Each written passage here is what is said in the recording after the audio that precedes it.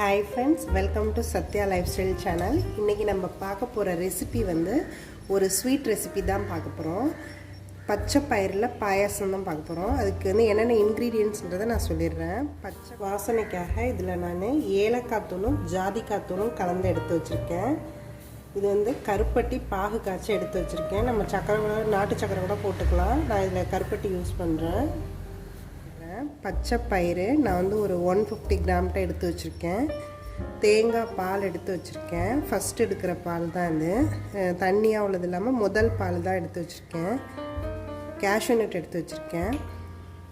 தாளிக்கிறதுக்கு திராட்சை, தேங்காய், நெய்.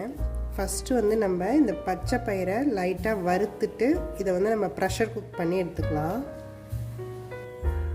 நம்ம ஃபஸ்ட்டு வந்து கேஷ்யூ நட்டை நல்லா வறுத்து எடுத்துக்கலாம். இது இப்போ வறுந்துருச்சு, நான் இதை எடுத்துடுறேன். இந்த கேஷ்யூ நட்டை ட்ரை கிரேப்ஸும் நான் வறுத்து எடுத்துக்கிறேன். இந்த கிரேப்ஸும் வறுத்து நல்லா இதுவாகிடுச்சு, வறுந்து வந்துடுச்சு, அதையும் எடுத்துடலாம். இதே இதிலே நான் இப்போ பச்சை பயிரையும் நல்லா வறுத்து எடுத்துக்கிறேன்.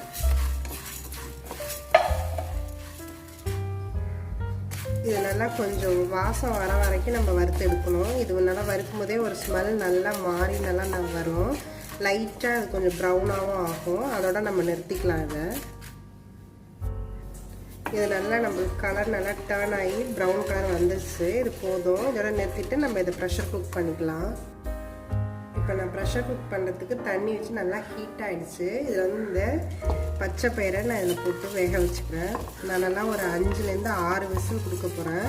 ஏன்னா இதோட ஸ்ட்ரக்சர் எதுவுமே தெரியக்கூடாது, நல்லா குழஞ்சி வரணும். அதுக்காக நான் ஒரு 6 விசில் கொடுத்துக்கிறேன்.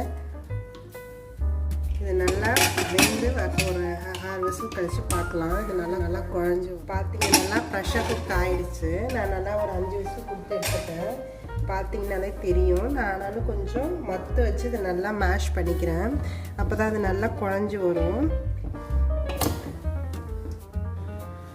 இந்த பச்சை பயிறு வந்து நல்லா மசிச்சு எடுத்துட்டேன்.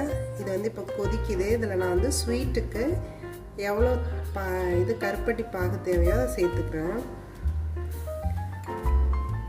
நான் இப்போ 2 கரண்டி சேர்த்துக்கிறேன். அது கரெக்டாக இருக்கும். இது நல்லா ஒரு கொதிச்சு கொஞ்சம் கெட்டியாகணும். இது வந்து ரொம்ப மசிக்க தேவையில்லை. இந்த மாதிரி 1-2 அங்கங்கே ஒரு பைட் அது வந்தால் தான் நல்லாயிருக்கும். இது நல்லா கொதிக்கட்டும். இது இப்போ நல்லா கொதிக்க ஆரம்பிக்குது. இதுக்கு வந்து நான் வந்து 150 கிராம் வந்து பச்சை பயிர் எடுத்திருக்கேன். 100 கிராம்ஸ் கிட்ட நான் கருப்பட்டி வந்து நல்லா கெட்டியாக தான் பாகு காய்ச்சி இதில் ஊற்றிருக்கேன். 150 கிராமுக்கு 100 கிராம் சுகர் கரெக்டாக இருக்கும். அதுக்கு ரொம்ப இனிப்பு கரெக்டாகவே இருக்கும். இந்த இது இல்லை நல்லா வேணும் அப்படின்னு நினச்சிங்கன்னா நீங்கள் ஈக்குவலாக போட்டுக்கலாம். ஆனால் 100 கிராம்ஸுங்கிறதே நல்லாவே கரெக்டாகவே இருக்கும். நான் இப்போ வந்து இந்த ஏலக்காய் தூளையும் ஜாதிக்காவும் தூள் பண்ணதையும் போட்டுக்கிறேன். இது வந்து நம்ம வாசத்துக்காக தான் போகிறோம். நல்லாயிருக்கும். இந்த ஜாதிக்காவும் ஏலக்காவும் நல்ல ஸ்மெல் வரும். இந்த பாயாசம் நல்லா இன்னும் கொஞ்சம் இந்த பச்சை பயிர் ஸ்மெல்லோட இது சேர்ந்து இன்னும் நல்லாயிருக்கும் இந்த ஸ்மெல்லு. இப்போ இது நல்லா கொதிக்குது. நான் வந்து இப்போ இதில் திராட்சையை ஆட் பண்ணிக்கிறேன். முந்திரி பருப்பு வறுத்ததையும் ஆட் பண்ணிக்கிறேன். நம்ம நிறுத்திடலாம். நிறுத்திட்டு தான் நம்ம தேங்காய் பாலும் தேங்காவும் ஆட் பண்ண போகிறோம். இதை நான் இப்போ நிறுத்திட்டேன். நிறுத்தின பிறகு நான் இந்த தேங்காய் பால் ஃபுல்லாக ஆட் பண்ணிக்கிறேன்.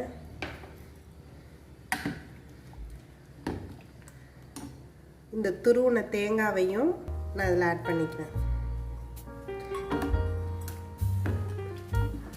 துருவின தேங்காய் வந்து நீங்கள் ஆப்ஷனல் தான், நீங்கள் சேர்க்குறா இருந்தால் சேர்த்துக்கலாம். இல்லை வேண்டாம் தேங்காய் பால் மட்டும் போதுன்னா விட்டுடலாம். தேங்காவும் அந்த ஒவ்வொரு பைட்லேயும் அந்த பாசிப்பருப்பும் இந்த தேங்காவும் நம்மளுக்கு வாயில் கிடைக்கும்போது நல்லாயிருக்கும் அது இந்த பாயாசம். இந்த பச்சை பயிர் பாயாசம் இப்போ ரெடி ஆகிடுச்சு. இதை நீங்களும் ட்ரை பண்ணி பாருங்கள். இது ரொம்ப கம்மியான இன்க்ரீடியன்ட்ஸ் வச்சு தான் நான் பண்ணியிருக்கேன். கருப்பட்டி பச்சை பயிறு எல்லாமே ரொம்ப ஹெல்த்தி தான். இது நம்ம ஈவினிங் காஃபி டீக்கு பதிலாக இந்த மாதிரி ஹெல்த்தியாக நம்ம ட்ரை பண்ணலாம். நம்ம ஃபேமிலியில் உள்ளவங்களுக்கும் ஹெல்த்தியாக கொடுத்த மாதிரி சாட்டிஸ்ஃபேக்ஷன் நமக்கு இருக்கும்.